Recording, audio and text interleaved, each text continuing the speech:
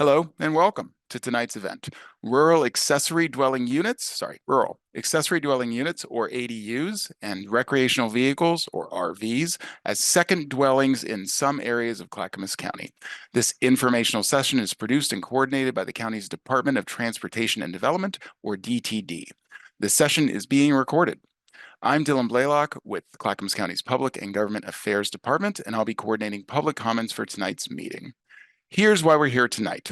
Clackamas County is considering amending its zoning code to provide access to more affordable housing in unincorporated residential areas of the county. The proposed amendments would allow property owners to do the following. 1. Build an accessory dwelling unit on rural residential properties that are both outside of an urban growth boundary, or UGB, and outside of an urban reserve. Or 2, use a recreational vehicle as a second dwelling on a residential unincorporated property if the site is either inside the Portland Metro UGB or is both outside of a UGB and outside of an urban reserve.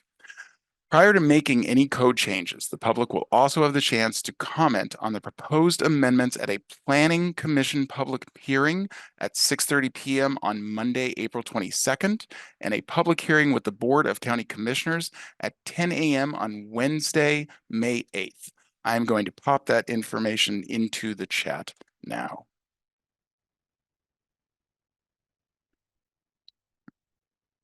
Here we go. Now, to be clear about tonight is the public's opportunity to ask questions about either of these potential code changes. Any public comment given tonight is not official testimony. This is an informational session ahead of the official public hearings so that residents and stakeholders can have their questions answered.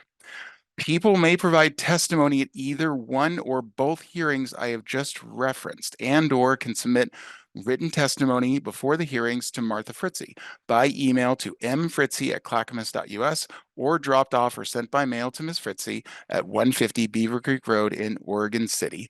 All comments received before the hearings in this way will be shared with commissioners, and I will also pop that information into the chat now as well. There we go. Okay, and joining us tonight is Martha Fritzie, Principal Planner with DTD's Planning and Zoning Division. My thanks to Martha for joining us tonight. Tonight's event will go until 7:30 p.m. or until we run out of questions, whichever comes first. The session will be archived to YouTube and available on the project webpage. Here's how tonight's event is going to work. Ms. Fritzie will provide a presentation with relevant background information that will run until a little before 6:30. At that time, I will instruct our attendees on how to provide live comments or ask a live question. Please note that we will be taking comments and questions specific to ADUs for the first part of the Q&A session and questions regarding RVs for the part after that. We'll end with a brief section on questions regarding either topic. Please know that we will do our best to get through as many questions as possible. And I'll also point out, as we already referenced, we do have a project page. I will pop that in the chat now for anyone who is interested in reviewing that and getting future information. All right, and with that, we will go ahead and get started. Ms. Fritzie. Thank you, Dylan, and hello, everybody. It's a little odd to me to not be seeing who I'm talking to, so I will do my best to get through a brief presentation and then answer, like he mentioned, as many questions as possible. So I'm going to talk about both topics, one at a time, and we're going to try to split the questions out as well. And the reason I'm doing that is because there are two related but separate topics. And so the Board of County Commissioners will be considering adopting code amendments to allow for two different things. They are not dependent upon each other. The board could decide to adopt the code amendments to allow for rural accessory dwelling units and not the RVs as second dwellings, or vice versa, or both, or neither. And so I just want to be very clear that even though we are talking about these at the same time, they do not have to go together. So I'm going to first talk about rural accessory dwelling units. So first of all, what is an accessory dwelling unit? Well, many of you may know, but you may not. An accessory dwelling unit is an actual dwelling. It is a full separate dwelling. It could be detached from the primary dwelling, like this example. It can be attached. It could even be an internal conversion, like a daylight basement that's converted to an accessory dwelling unit. It is a fully functioning separate dwelling. It has a full kitchen. It can have laundry. It's a separate living unit. So why are we talking about it today? So accessory dwelling units are not necessarily a new thing anywhere in Oregon, but currently they are only allowed inside of an urban growth boundary. Well, there have been a couple of bills in the last several sessions of the Oregon legislature that have changed that. And so now counties are allowed, but not required, to allow for the construction of accessory dwelling units in certain rural areas outside of growth boundaries. There are certain minimum standards under state law that we have to apply to the accessory dwelling units if we allow them.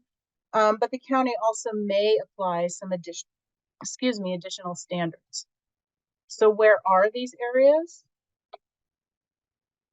They are rural residential zones, and I'll show you a map in just a minute. It includes these zones listed here in Clackamas County. It does not include farm and forest zones, exclusive farm use, ag forest, or timber zones, and it specifically cannot be allowed inside of an urban reserve. And that is per state law. We cannot allow them in an urban reserve. So this is a map. I understand it's very small. It's hard to see individual properties. This is really not intended to identify individual properties, but this is to identify generally the area that qualifies. So again, these gray areas are urban growth boundaries. ADUs are already allowed in these areas. We're not talking about that for ADUs. What we're talking about are these blue areas identified out here. Like this is Highway 213 down to Molalla, Beaver Creek Road coming out here, Highway 224 down to Estacada, out Highway 26 up in the mountain. Those areas that are zoned rural residential would potentially be allowed to have an accessory dwelling unit. There are, like I mentioned, certain standards that have to be applied under state law. One of them is there is a minimum lot size of at least 2 acres. We cannot have a minimum lot size smaller than that. We could decide that is more appropriate on larger lots, but the minimum lot size has to be at least 2 acres. The accessory dwelling unit itself cannot have more than 900 square feet of usable floor area. This is intended to be a small dwelling, a small secondary dwelling. It must be within 100 feet of the primary dwelling. There can only be one other dwelling located on the property, meaning the primary dwelling. There's some language about the specific property not being a nuisance property. There must be adequate water and sewage disposal. Under state law, an ADU approved in a rural residential area cannot be used as a short-term rental. It cannot. We cannot allow it even if we wanted to. That's the state law. And then there's certain wildfire mitigation standards, including construction standards and at some point defensible space standards to help mitigate concerns about wildfire. So there's a couple of considerations for us to think about as we're thinking through these potential code amendments. I mean, is this an appropriate use at all? Is it appropriate in certain locations and not others identified on that map in the blue? If they're allowed, are there additional restrictions or standards that are needed? Is it a different minimum lot size? Are there additional siting standards or something else? We have a survey on our webpage that Dylan kindly put up in the chat for us, just to ask some basic questions like this. And I would hope that those of you who haven't taken the survey would go take it. Some initial response from that survey seems to indicate there's a fair amount of support for the construction of rural ADUs. And for the most part, in all of those areas that were identified on the map. There were, of course, a number of concerns identified, and you can go through the questions yourself and please provide me comments. I haven't read all of the comments yet. I think some of the concerns that are identified in here are not particularly surprising. They are things like increasing noise and other nuisances, maintaining the character of neighborhood or the community, and sufficient lot size to avoid impacts on neighbors. But I think also there was pretty strong support and understanding that this does potentially provide a really good opportunity to allow families to provide shelter for families and friends and to help provide some additional needed housing in the rural areas. And so those are some of the initial responses. Any responses that are given to us will be taken to both the Planning Commission and the board. The board really does like to hear from you and ask us to go out and ask the public. And so that's one of the reasons that we're here today. And that's all I'm really going to say about the ADUs at this point. I'm going to move on to the next topic, but I'm happy to get into more detail with whatever questions you might have. And so the second topic is recreational vehicles as second dwellings. This also is a result of some changes that the legislature have made. Currently in the state and in the county, living in an RV is not generally an allowed use. It is not a dwelling, it's a recreational vehicle. It is allowed in certain circumstances, generally as on a temporary basis, as a hardship dwelling for care, or if it's located within an RV park or manufactured dwelling park. While Senate Bill 1013 in 2023 added a new potential. Again, this is optional. The county does not have to do this, but may choose to. And again, there are certain minimum standards in the state law that would have to be applied, but we could apply additional standards. So this is a little bit more of a broad allowance in terms of geographic area. The state law specifically said in rural residential areas, those same areas that were identified before for the ADUs, but also residential areas inside the Portland metropolitan urban growth boundary, but outside cities. And those are the unincorporated county areas that Dylan was referencing. We are not talking about areas inside of cities. The cities have their own rules. Again, this cannot happen inside of an urban reserve per state law.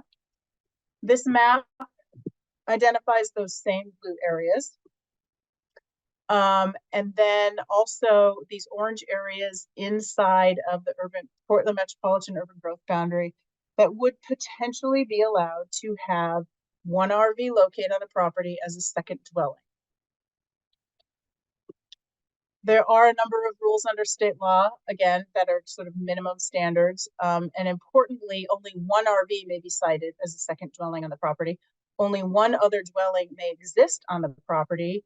No part of that primary dwelling can be rented as a long-term or short-term rental. The primary dwelling must be the primary residence of at least one property owner. And this locating of an RV on a property would be subject to a rental agreement. The property owner must provide what is called essential services under the state law, which would include water, sewage disposal, electrical supply. It also, the reference refers to certain habitability regulations. Again, the RV cannot be used as a short-term rental. And in this case, neither the primary residence or the RV could be used as a short-term rental. And the RV itself is not subject to state building codes, which RVs are not. And so those are the very minimum requirements under the state law. Again, there's a lot of considerations when we're thinking about RVs as second dwellings. Is this appropriate everywhere where we can allow it? Is there some distinction between urban versus rural? Are there certain geographic areas where it may be more or less appropriate? And if they're allowed, again, are there additional restrictions or standards needed, including a minimum lot size, including additional siting standards, or any other standards? Just keeping in mind that there are only certain things that the zoning code can regulate and enforce on. There are certain habitability standards that are not going to be something that the zoning code really can regulate or enforce on. This is also subject to, discussed in the survey. And not surprisingly to me anyway, there seems to be more mixed feelings about this potential option. About a third of people who've responded so far said that RV should not be allowed a second dwelling in any of these areas, that this just should not be approved. A little over a third are supportive of it, and then some other folks said that maybe it's only appropriate in some areas and not others. Again, concerns were expressed about neighborhood character and livability, about potential noise, nuisance, excuse me, and impacts to neighbors. But again, I think there is definitely a recognition that this option could be a good idea by allowing families to provide shelter for friends or providing additional housing for people who maybe can't afford it elsewhere. But it appears that those positives may not outweigh the potential negatives as much for this option. And again, these are just initial survey responses. We will keep this survey open until April 10th. I just wanted to get sort of a sense for what we were hearing from the public about these items. And that's all that I'm going through at this point, and I can pull this slide back up at the end of the meeting. Dylan mentioned that there will be at least 2 public hearings, one before the Planning Commission and one before the Board of County Commissioners. We have a project webpage, which does include a link to that survey that will be open till the 10th. We actually have sent out notice for these hearings, and there are actual draft code amendments for those of you out there who actually like to read zoning code. And those are available at this link here. If you go to the project webpage, you can also find your way to the proposed amendments. And I think that's it for me. Let me stop sharing. No, there we go. So that's it for my presentation. I am happy to answer any questions that you have, but I would reiterate again that this is not necessarily the time for testimony. Of course, we want to know your opinions, but this would not be official testimony for the hearings process. Excellent. Thank you so much, Ms. Fritzy. Very, very good presentation. Okay, here we go. So now the rest of our evening is going to be devoted to answering questions from and taking comments from the public. As stated, we're going to focus the first little bit here on any questions related to ADUs. So we'd like to just get to those first. So if you have an ADU comment, we'll do RVs after that. If you have an ADU comment or question, please use the raise hand function on Zoom. It will let us know you'd like to, share your question, share your experience, share your comment. If you're on the phone, and we don't have anyone on the phone, so we don't have to worry about that. Okay, and I see that 2 hands are up. Great. I think we can go for we'll try to keep the questions and comments concise, but try to keep it to no more than 3 minutes, please, for this bit. Okay, first up is going to be Patricia McShane Erdenberger. My apologies, Patricia, if that is incorrect. You can go ahead and unmute yourself, and you are on. Go right ahead. Okay, Ms. Fritzy, and thank you, Dylan. I really have 2 questions.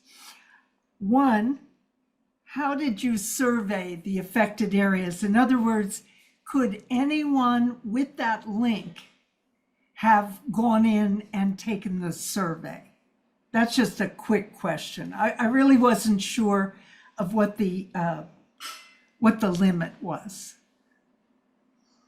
So there is no limit. Anyone who finds the link on our project page can take the survey. Okay, thank you.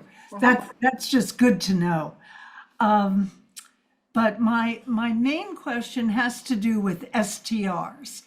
In our area, in Welch's, we have had issues regarding STRs, particularly those who do not register with the county, do not care whether the county knows anything about them, because there is currently no enforcement of the rules regarding STRs. So this, for some of us living here, would add the opportunity for adding many more unenforced STRs and unregistered. The county doesn't get any funding from them. They're really unknown. Only, I think, of late, we heard that there were 300 registered. We know there are thousands in this area. So my question is, who and how would any of that be enforced? Thank you. You're welcome. And So I just do want to point out that the registration program for short-term rentals is very, very new. And so I don't doubt that there's a lot of unregistered short-term rentals out there currently. I don't know what the enforcement process is for that. If somebody's running a short-term rental and it's not registered, what I can say is that one of the conditions of somebody being allowed to build an ADU in a rural residential area or to use an RV as a second dwelling is that it will not be used as a short-term rental. What exactly that looks like from our approval process, we're not 100% sure yet. Some counties that I've talked to have actually created a deed restriction. We use that often for certain land use approvals. There's a deed restriction that goes with the property. So if somebody buys the property, they know that they're not allowed to do certain things. That may be one way to do it. I can say that having it in the zoning code also potentially opens up a different enforcement avenue because violations specifically to our zoning code are enforced through our code enforcement group. And there is a process, and it is admittedly sometimes it seems slow to people who want it resolved right now, but it's a due process, and it's a process that they legally have to go through to resolve complaints. I guess those are the sort of the two pieces that I can put out there at this point. I don't, like I said, the registration program for short-term rentals is not in our zoning code. It's not a zoning violation necessarily if someone's running an unregistered short-term rental. So I cannot really speak to that enforcement piece. Thank you. Mm-hmm. Excellent. All right. Thanks very much for the question, Patricia. Appreciate it. Okay. Next up is going to be Chris Christian. Chris Christian, you are up. Go right ahead. And if you, there you go. Go right ahead. Okay, so I'm a school bus driver in one of these areas that is being discussed. And I can assure you that currently there are many, many ADUs, if you want to classify them as that way. Definitely buildings that are converted, sheds, shacks, etc. Literally hundreds in the school district where I work. There appears to be zero enforcement, but we're picking up kids from these places every single day. And these are multiple dwellings on single properties. Multiple dwellings on single properties. Is there going to be more staffing hired to deal with the existing structures? Is there something in this measure to fund enforcement and to actually hire people to do something about the existing situation before we add to it? Or is this a Measure 110 move? And what I mean by that is make it legal and create a crisis in a place that was burned 4 years ago by people. And yeah, I think you get the gist of my question. Mm-hmm. And clearly I'm not one of the 1/3 that's in favor. Okay, and that's fair. So the way that the county's code enforcement works, if somebody is illegally living in a structure, is that they need to be reported. Our code enforcement is complaint driven, and if a neighbor or somebody complains and it is verified that there is indeed a violation, that somebody's living in a structure that is not built for human habitability, it might be dangerous. We don't know how the electrical or any water was put in there. We don't like to see people living in those situations. They're dangerous. But the county does not have the staff or resources, nor probably the will to just start driving around and looking for these things. That's not an efficient use of our staff time. But if we know about it, we absolutely do start the process to enforce on it. And so what's the average time sorry to interrupt, but No, no, I it's fine. have followed this process that you're talking about. Mhm. I'm seeing zero results. So maybe it's just I'm not being patient enough. Maybe it's more than a year. I don't honestly know the average time. Code enforcement is a completely separate sort of division, and we work closely with them when there's a zoning code violation, but they also deal with building code violations and other types of violations. So I really honestly don't know. I'm not trying Could- to the question. So could we Um, have another session like this where we have code enforcement participating? Because really, I think most of the questions you're going to receive from people that don't trust what's being proposed are around code enforcement. well, If I we can saw that there was certainly. code enforcement now, I mean, children are being hurt, madam. Children are living in inhumane conditions, thousands of children. And we're talking about making this easier.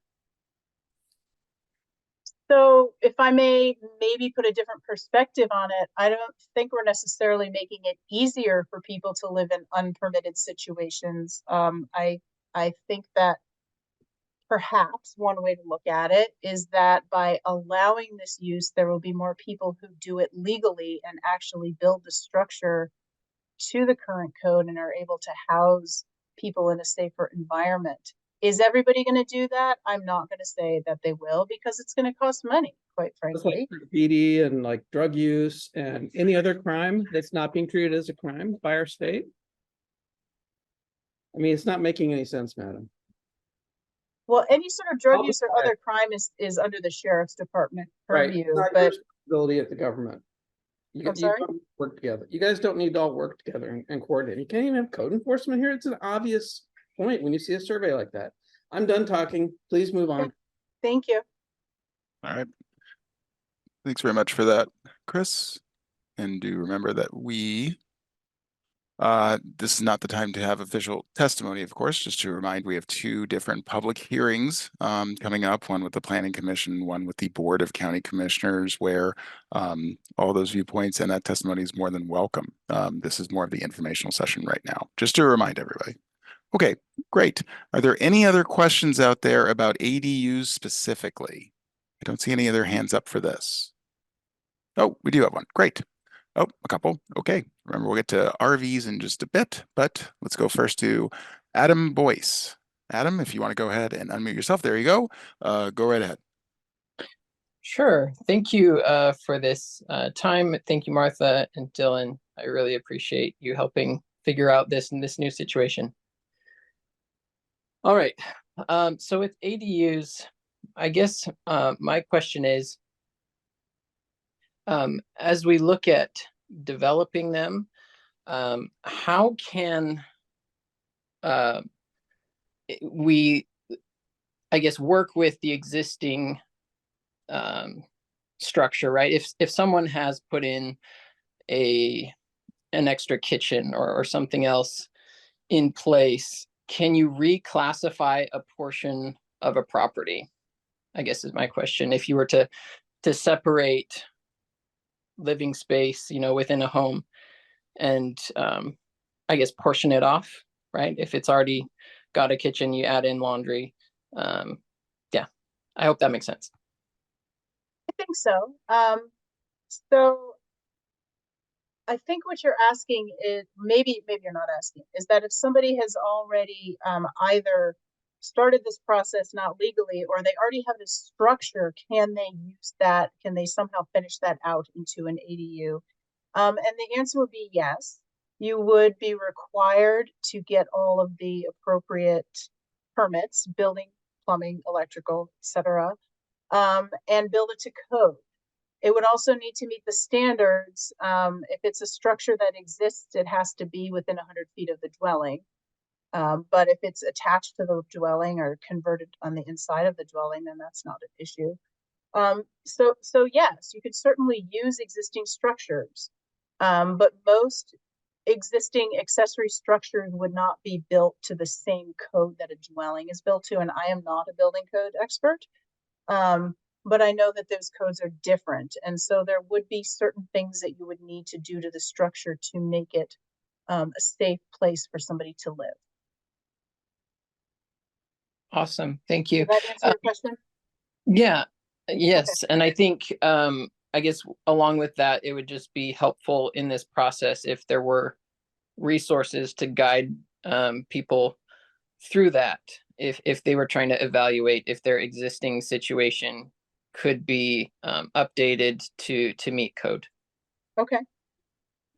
Thank you. Okay. Thanks very much, Adam. Appreciate the question.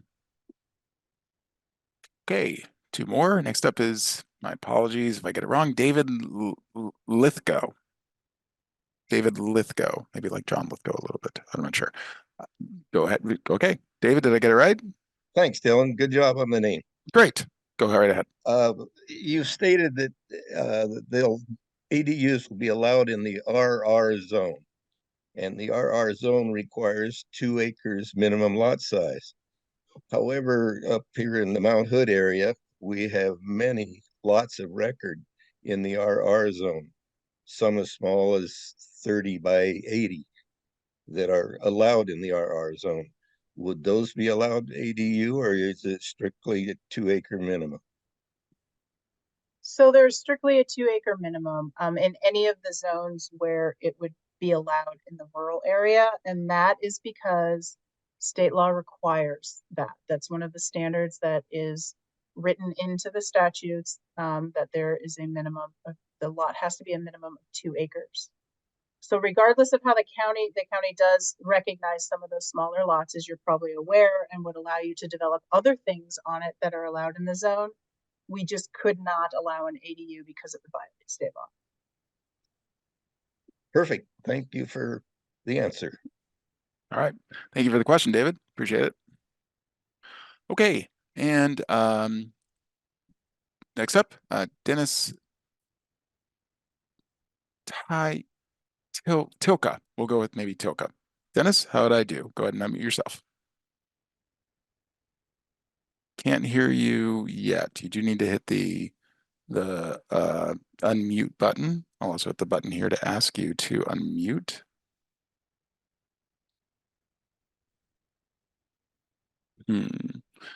Sorry, Dennis, we're still not hearing anything. I've got the little button up that shows that you are still muted. So this might be an error, maybe on your end, if you could figure out. Oh, there we go. All right. Okay. Go right ahead. Sorry about that. No problem.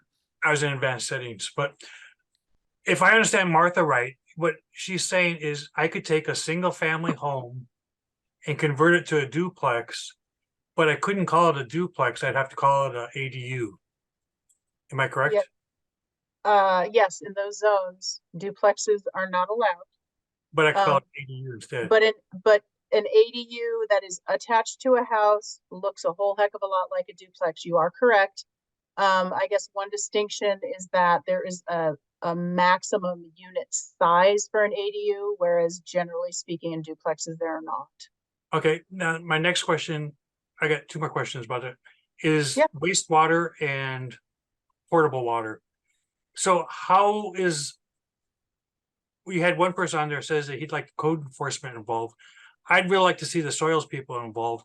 How are they going to go out and determine that the septic tank is capable of, is maintaining the house before it even adds an ADU or an RV?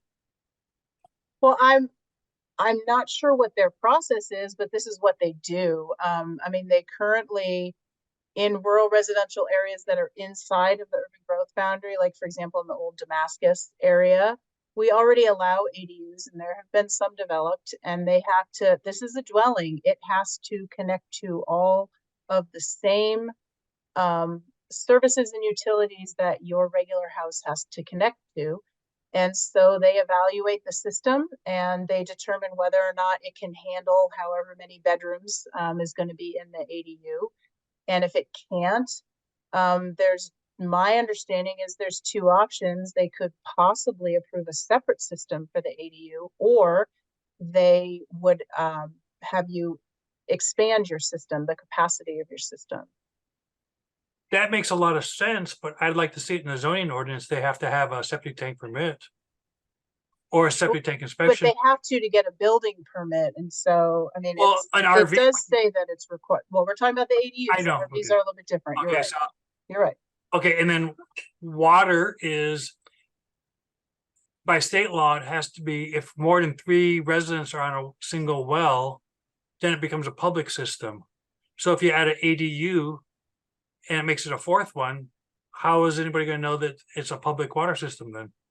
Well, that becomes, I think it's called a community water system. Community water, system, yes. Okay, And I, again, I mean, those are all regulated through the State Water Resources Department.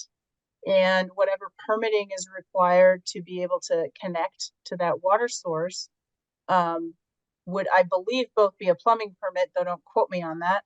And also it would go through the State Water Resources Department. I don't know what their process is, if it kicks it into suddenly becoming a community water system. I mean, I know they're what the- allowed, I- but I'm sorry. that would be their permitting process. Yes, I know what their permitting process is, but if they don't know that an ADU is being built there, how would they know that there's a problem? It's kind of like see no evil, hear no evil. These If would you're- have to go through the same permitting process as any other dwelling or structure. Okay. They would have to get all of the appropriate permits. Okay, thank you. Okay, great. Thanks, Dennis. Oh, before we move on, Patricia had one more question. That's fine. Patricia, go right ahead. Unmute yourself. There we go. Thank you, Dylan. Yep. Go right ahead. Martha, my concern is the value of the survey. I understand it gives you some idea, but what we've dealt with here in our area is that the short-term rental folks have a lobby that works, toward expanding the use of short-term rentals. It's nothing illegal in that. But they could all be filling this survey out, or they could have people in their companies filling it out. So I think I'm just very concerned that this 71% is a bit skewed toward that particular lobby when there isn't a single person I've spoken to. I'm on the community planning organization for Hoodland. And there isn't a single person we've spoken to who wanted ADUs and RVs. Some people did like the ADU, as I have, attached to the main building, a mother-in-law apartment that used to be called that. However, everyone else is just totally against outbuildings and RVs. I'm sorry, I'm not talking about RVs now. But I think I'm very concerned that this survey could potentially be skewed. And so I think I'm going to alert our folks locally to make sure they're getting their information into the survey. But I am concerned that this might not really be the survey you'd want it to be. Anyway, that's my comment, and thank you very much for your time. Thank you, and please do spread the word about the survey. Oh, yes. Great. Thanks, Patricia. Appreciate that. Okay, well, we do have a couple more hands up. We'll get to these two from Debbie and Marty, and then we will move on to taking questions about RVs specifically. So, Debbie, go right ahead. If you have a question about ADUs, go ahead and unmute yourself. Very good. Hi, I would like to know, I'm in support of an ADU. I've got a 78-year-old mother that I'm love to move out onto my property. And I've been going through the process of a temporary dwelling permit, which, there's fees for this, fees for that. The whole process just seems to be a long process. So, 2 questions. What does having an ADU on my property mean for my property taxes? And 2, can you talk a little bit about finances and what your fee structures and what all this is going to cost to get the permit? maybe I will do my best. And if there is something that I need to follow up on, you can certainly send me an email. I don't know what this would do to your property taxes. That's something that the tax assessor would have to answer. I mean, logic would say that your value would increase and your taxes would go up, but I couldn't tell you how much or what the process is for that. And then regarding the ADUs, there wouldn't be any, at least the proposal as it stands right now does not include a land use application for approval like you're going through with the temporary dwelling for care. It would just be done through the building permit process. So you would need to obtain building permits for the structure, and that would include electrical, plumbing, your regular building permits. It would also include system development charges, and there would be some other fees on there. It is also possible, rather than building a structure, to place a manufactured dwelling if it meets the size requirements, to place a manufactured dwelling on there as an ADU, which is a little, should be less expensive than actually building a separate structure. It may be less expensive.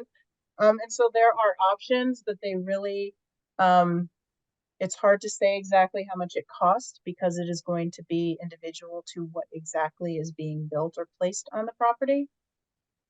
But I can tell you at this point, it would not require any additional fees for land use approval. Okay, thank you. Mm-hmm. All right. Thanks very much, Debbie. Appreciate it. And for this last question of this section, excuse me, let's go to Marty. Marty, if you can go ahead and unmute yourself. Yeah, thanks, Dylan, and thanks, Martha. My concern is with fire. We are in the Mountain Hood area up here, and I'm always concerned that we don't have a big burn like they had over toward Estacada or over toward the gorge. We've been very lucky here. I would like to see written in whatever code or authorization needs to be done that the fire department have complete access to a property with 2 living facilities on it, as well as a turnaround and some sort of water source. Obviously, if it's a shared well, the chances of water pressure go down. As you mentioned, if they're already at 3 people on a well, a 4th person isn't going to be allowed. They'll have to dig a new well anyway. But anyway, that's my concern. And then part 2 of that is, does the ADU have to have separate electrical meter? And how can we ensure that propane tanks are placed adequately away from these structures? That's it. Okay. So I'll start with the first thing, and I really didn't want to get into the weeds in my presentation. There actually is quite a bit of language in the bill and in the statute related to wildfire, because you're not the only person concerned about that. And so specifically, if ADUs are allowed, there would be a requirement that the lot is served by a fire protection service provider, and there's some standards for that. The accessory dwelling unit would be required to be constructed there's a specific provision in the Oregon Residential Specialty Code. It's fire hardening requirements. And that is any ADU at this point.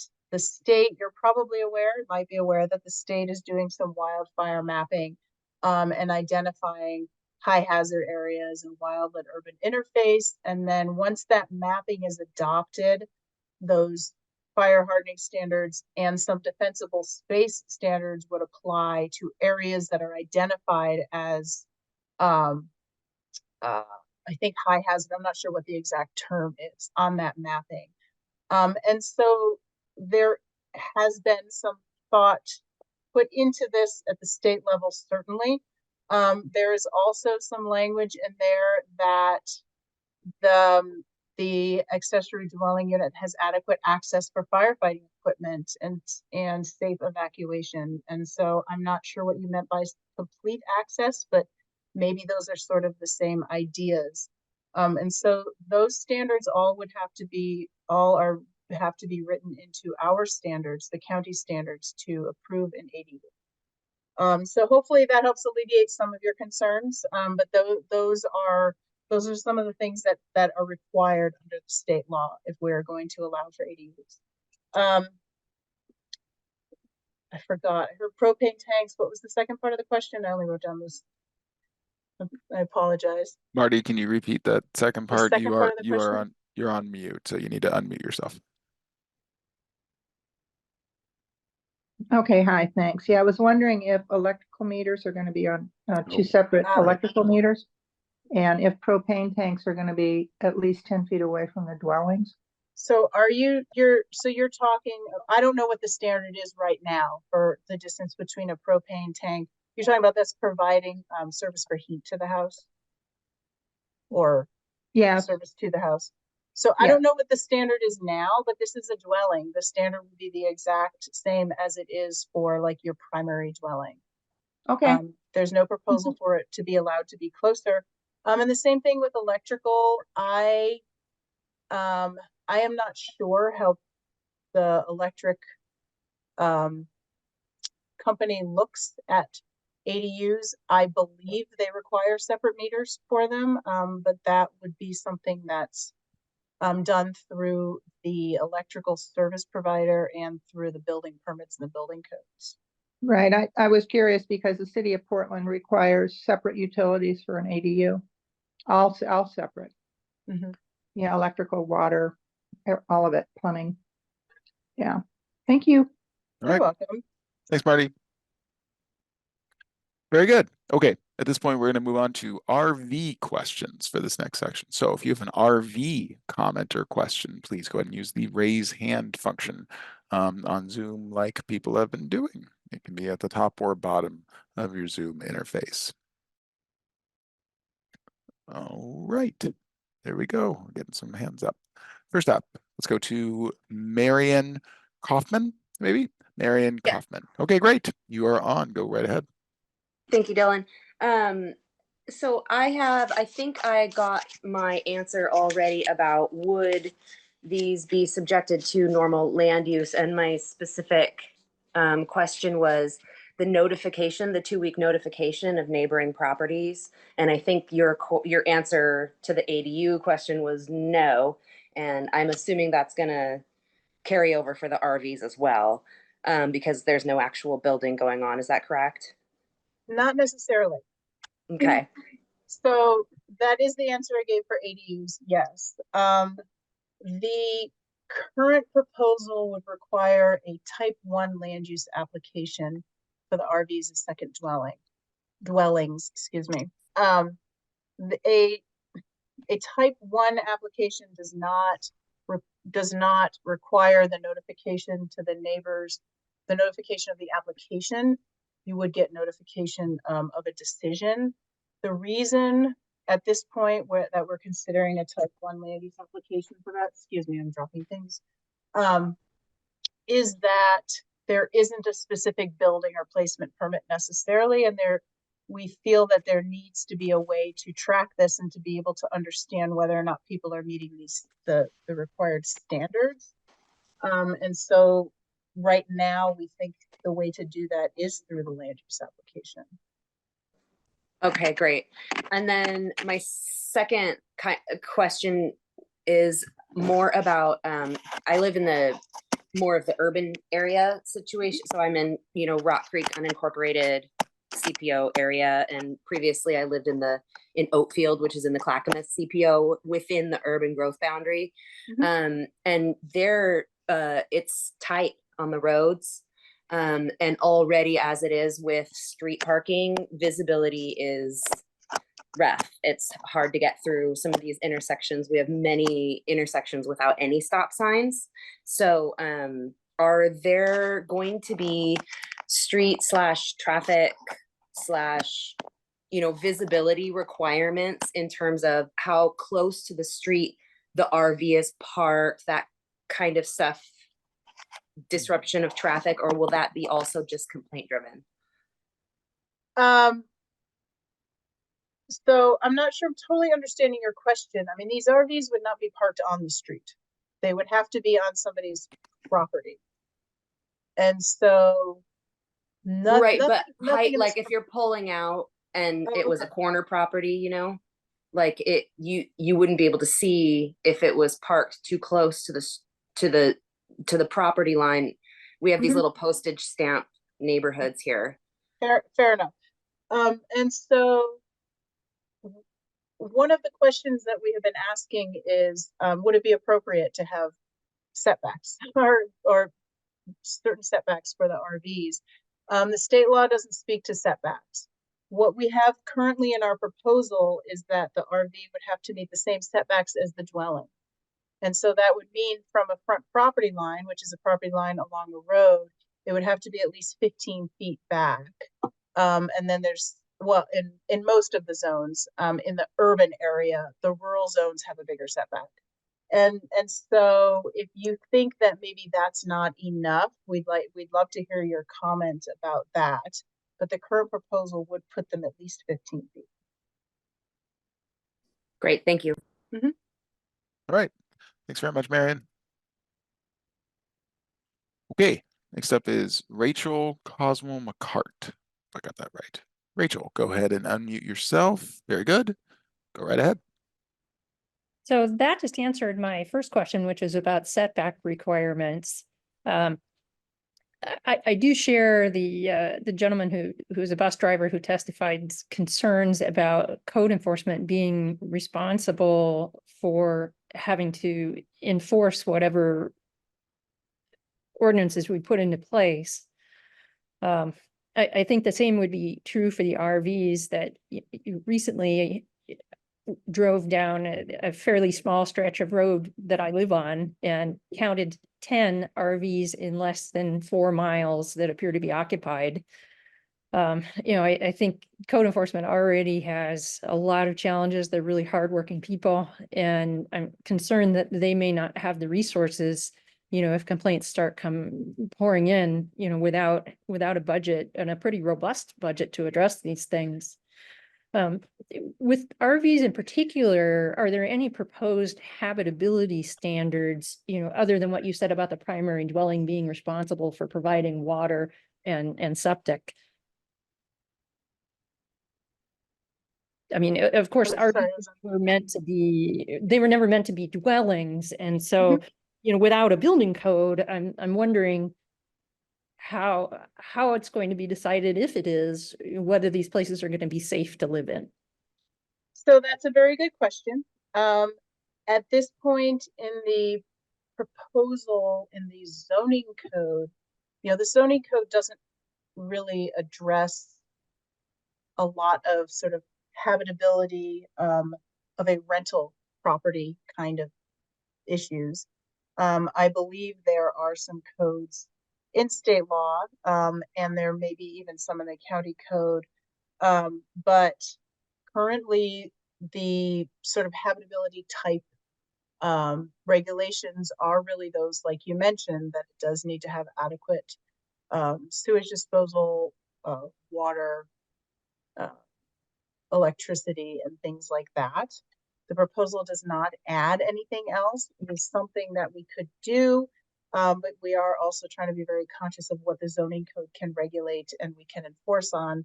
I think there's some concern about inspections and about the ability of the county to inspect these and what sort of program that would require if we were going to try to start inspecting RVs. It's not something that, unless there's some sort of code violation, it's not something that our building department is authorized to do at this point or can do. And so we're trying to sort of balance the requirements under state law and understand through conversations like this what else might be important to try to regulate and see if we can. I guess, Mike, can I ask a question back? I mean, what kind of habitability things are you thinking about when you ask that question? So the RVs that I've observed that appear to be permanently occupied, with people living in there, vary from, relatively new looking vehicles that appear to be in good repair to recreational vehicles that were probably built in the 70s, draped with tarps that really look absolutely uninhabitable for anyone. That, you know, they look damp and dark. And I also know that the propane tanks on RVs, particularly older ones, you know, whether or not they were intended to have propane tanks, many of these RVs do have propane tanks hooked up to them.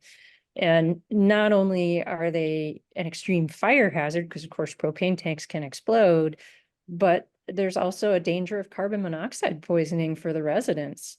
Mhm. And I worry that without any kind of enforcement mechanism that's meaningful, you know, this would really be a life and health and safety issue for the citizens that are living in these conditions. And the landlord wouldn't necessarily be responsible for that because the person who is renting would probably be providing their own RV. But at the same time, it would affect, you know, if, let's say it explodes, you know, I live in one of the areas that was affected by the Riverside fire. I mean, it could easily spread to all of the neighboring properties and, you know, affect not only the poor folks that are living in the RVs, but all the neighbors. Okay, thank you. Thank you. That adds some clarity to me and certainly some things to think about, particularly regarding propane tanks. So I appreciate that. I can say that under the law, the recreational vehicle does have to be titled still by the Department of Transportation and cannot have been rendered structurally immobile. I'm not 100% sure what that means, but I think that was trying to get at a few of the concerns that it's something that has just been there for a long, long time and isn't like really even intact. But that's really about it in the state law. So you've given me some things to think about. Thank you. So Ms. Fritzie, if I may ask one more question. So the requirement that the RV have a current title and not be, you know, immobilized, who would be responsible for enforcing that? I mean, I guarantee you that at least half the occupied RVs on my road haven't been titled in the probably more than a decade. And some of them are up on blocks or, you know, have structures around them connecting them to the ground. So I can tell you right now that those are not legal to live in now. And so if there was a complaint filed, there would be a code enforcement case. I'm not sure that's the right term, but there would be a code enforcement case opened on something like that. So if this is allowed and written into the zoning code, then code enforcement would enforce these regulations as well. But it comes down once again to this idea that code enforcement is complaint driven, and if nobody's complaining about those other RVs now, I understand your frustration. You know, somebody would have to complain about a new RV that was placed there if it was somehow structurally immobile or not meeting our standards in the code. I can tell you that I have reported at least one of them, and a complaint was opened, an investigation was opened, and over a year later, it is still there unchanged with someone living in it. So I don't know the specific process or what it was for that specific one. I mean, I could certainly try to follow up if you send me an address to my email address. I could try to address it, but I can't. I'd have to look into that. Okay. Okay, Rachel? So just to clarify what I think I heard Ms. Fritzie say was that code enforcement would be responsible for checking to make sure it had a current title and wasn't immobilized or permanently fixed to the ground. So initially that would be done through the land use application. They would have to provide evidence that it met all of those standards, including being titled and not structurally immobile. Moving forward, if it either became that way or somebody said, hey, this really doesn't meet this standard, that's when code enforcement would get involved. Okay, thank you for clarifying that. Uh-huh. Okay. All right, thanks very much, Rachel. Appreciate it. Okay, back to David. David, go ahead. Just go ahead and unmute yourself. Just a quick question. Up here in Mount Hood, we have different snow load requirements for dwelling construction. And I can't imagine any RV qualifying for those snow loads. Will that be addressed? Well, that's an interesting question, and I did have a conversation with some folks in our building codes department about that. And I don't think there's nothing specific right now in the zoning code addressing that, or in the proposal to change the zoning code to address that. And I don't pretend to be an expert in building codes, but what I was told is that there are some recreational vehicles that do meet, they're all weather, they meet certain standards for snow loads, and there are some that probably don't. But we are pretty limited in what we can require an RV to do and to look like. And so I don't know how, I don't think that there was a strong feeling that they could have, you can't apply a building code to a recreational vehicle. It's a vehicle. You're right. It's not a dwelling. It's not a building. You're being allowed to use the RV as a dwelling, but there's not a specific way to apply the snow load requirement to the recreational vehicle. Okay, very interesting answer. I can foresee some caved in RVs. Okay. Thank you. Well, and I can certainly follow up with the building codes division. I may have been misunderstanding a little bit of what they told me. Again, I am not a building codes expert, but I will certainly follow up with them. Thank you. Good comment. Thank you, David. Okay, back to Dennis. Dennis, go ahead and unmute yourself. Very good. Go right ahead. Now that we're talking about RVs, Yep. let's go back to septic tanks and water. I have an RV that can sleep 8 people, and it could probably sleep 10. Okay, so for a septic tank, how big of a septic tank would I need? Or how big of an additional septic tank would the landowner need for my RV to be occupied as a RV, where people could live in? Well, again, I mean, that's something that our septic division would have to evaluate. And how are they going to do that? Through I don't know how they my understanding of how they evaluate septic system is capacity based on how many bedrooms there are in a dwelling, but I'm sure it's much more complicated than that. That's something that you would have to specifically ask the septic. There is a process to go through to get an authorization to build a larger house, to add an accessory dwelling unit, and in this case, it would be to add the RV to the property as a dwelling. So you're going to say that in order to put an RV there, you're going to have an approval by the septic tank? Is that what you're saying? By the septic department? Yes, they have to have some sort of approved sewage disposal. Well, I know they have to be connected to the septic tank, but it doesn't say they have to have a approval from the county septic tank people saying that the septic tank is capable of providing that service. Well, I guess we wouldn't authorize a connection to the tank if it wasn't capable of providing the service. So you're saying there needs to be a permit to hook up the RV to the septic tank?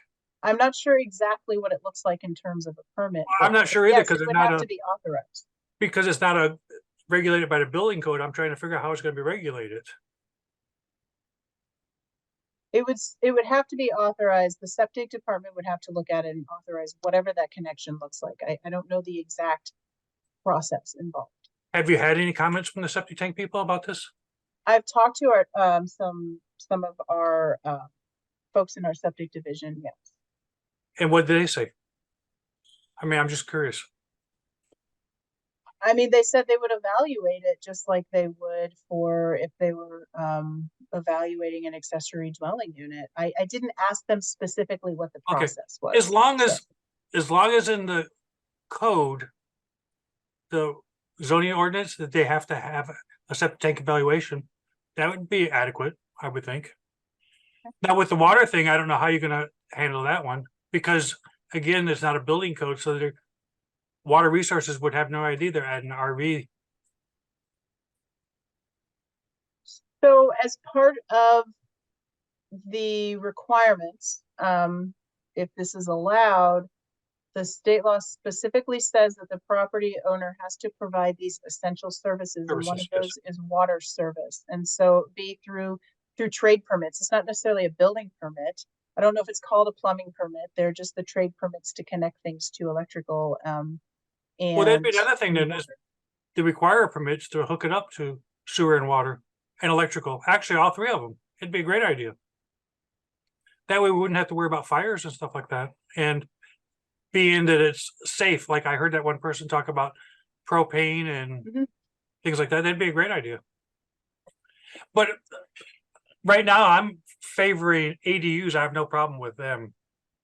The RVs, I'd like to see a minimum lot size for that too, because that's way too, I mean, to shove a RV on a small tiny lot, that's with no parking, there's barely room for parking for the residents of the house. I think that's ridiculous to have to worry about that. But okay, thank you. Okay, thanks, Dennis. Okay, back to Rachel. Rachel, go ahead and unmute yourself. There we go. So I have a follow-up question that a lot of the RVs that I see that appear to be occupied have structures that have been built around them, particularly roofs that, you know, that are not watertight. And so that is the solution other than tarps. And I'm thinking, you know, that's kind of a gray area. It's not a, you know, the structure around the RV that it's not an agricultural building, it's not a residential building. And so I'm wondering, you know, how the county could manage to make sure that those kind of structures are safe. Because I mean, a lot of them, quite frankly, look very unsafe. So those structures are actually considered accessory structures, and they do require building permits if they exceed the minimum size. That triggers the need for a building permit. And off the top of my head, I don't know what that is. I believe in some areas it's 200 square feet, in some areas it's 400 square feet. And so those structures need to be permitted and built to whatever particular building code is applicable to an accessory structure in the area that they're located. Okay, and mostly what I see are basically like a pole building without sides, if you Mhm. will. That still would require a permit if it exceeds whatever the minimum size is under the building code. Okay, thank you. Okay, great. Thanks, Rachel. Okay, I don't have any more hands up. So any other questions regarding RVs or any other questions regarding ADUs? You can go ahead and, yep, I can see a hand up, but any other questions regarding anything that's been talked about today are welcome. Please raise your hand, because once we are out of hands to go to here, we'll probably just wrap up early, but we still got 21 minutes left for any questions. So back to Christian. Go right ahead and unmute yourself, Chris. Very good. Hey, so I've stayed with it and cooled down a little bit. Martha, would you be interested in having addresses and photos of the situations that we've been discussing?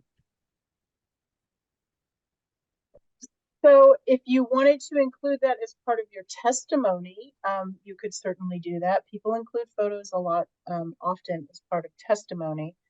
Are you talking about the RVs? Excuse me. Are you talking about unsafe living conditions on properties? Like people living in sheds? all the things All that of the above. today by So- everybody. So I can provide I'm sorry. you numerous photos and address locations in the blue areas you're talking about on your map. So I think you can provide photos to identify your concerns. I mean, if you want the county to do something about these, you've got to file those through a code enforcement complaint. I understand that and have been following that process. Okay.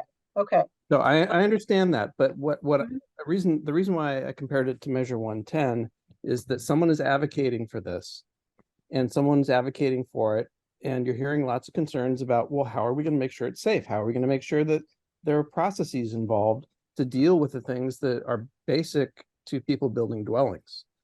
And that's why I think you're also seeing a stronger response to RVs, which are recreational vehicles, as you said, not dwellings.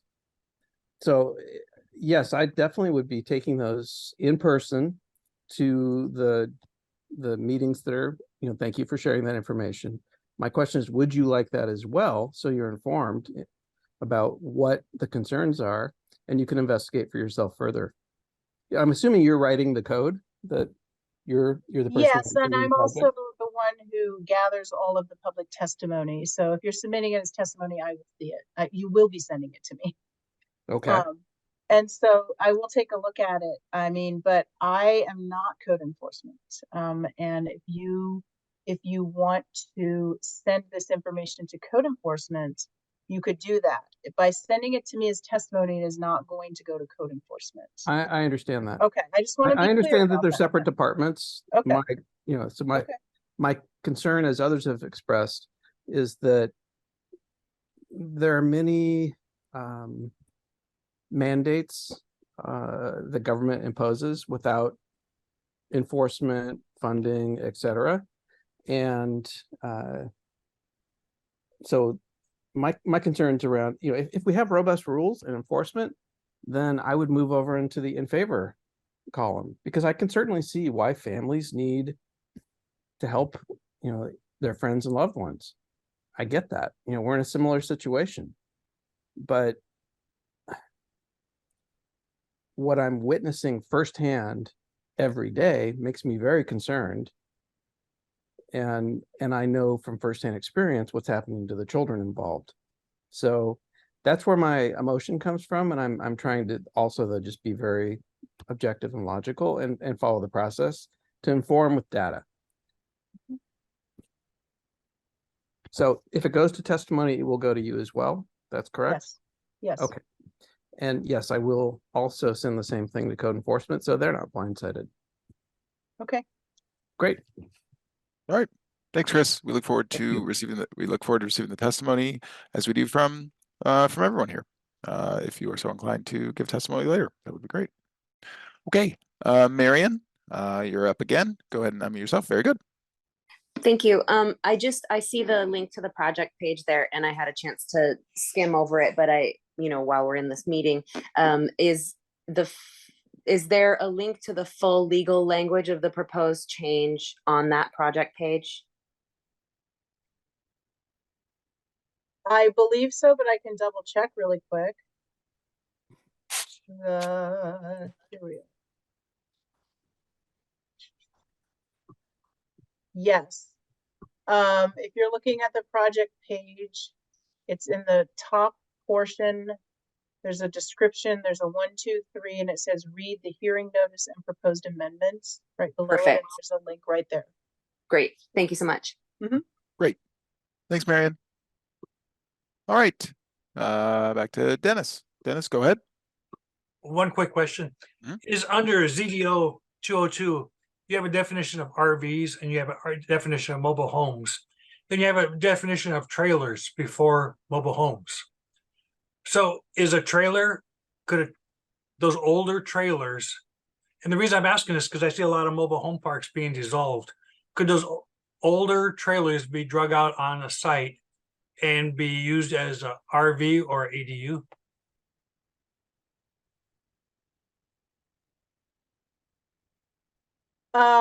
So there's a lot of different terms that mean different things to people. So if it meets the definition of a recreational vehicle in our zoning code, then it could be used as a second dwelling if these changes are approved. And the recreational vehicle definition that you're looking at in section 202 of our zoning code does include, it says it shall include but are not limited to park trailers, travel trailers, pickup campers, motorhomes, fifth wheel campers, and camping and tent trailers. If that's what you're talking about, then yes. If it's something different, then perhaps not. There's a separate definition of trailers too, isn't there? And they're referring to the old mobile home trailers. They're saying it's not an RV or a mobile home. So if it's not an RV or a mobile home, then it would not qualify under this particular set of code changes. Thank you. Okay. Thank you very much, Dennis. Is there anybody else out there who has any question at all, again, related to ADUs or RVs? Okay, I don't see any further questions here. So I'm going to remind individuals, well, I'll let Martha go ahead and say a few words here, but we'll also put in some information in the chat as Martha is talking. So thanks for joining us tonight. Martha, would you like to go ahead and give some closing comments here? Well, did you want me to pop up the hearing schedule again? The slide Sure. hearing Yep. schedule? Yep. Okay. And I'll go ahead and put it in the chat while you're doing that. Except that it's way over there. Okay.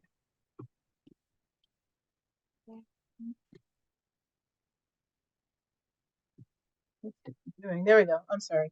I don't really have a lot of closing comments. I thank you all for attending and providing your comments and asking your questions. I hope I answered them all.